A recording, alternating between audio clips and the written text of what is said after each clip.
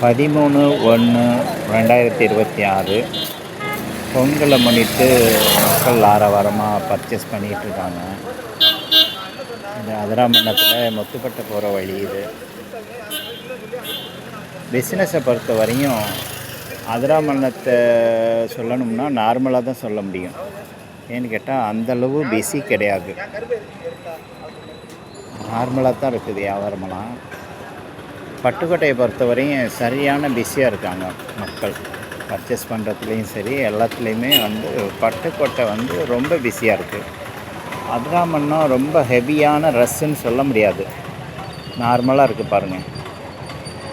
இதுதான் அதிராமணத்தோடைய பிஸ்னஸ்ஸு.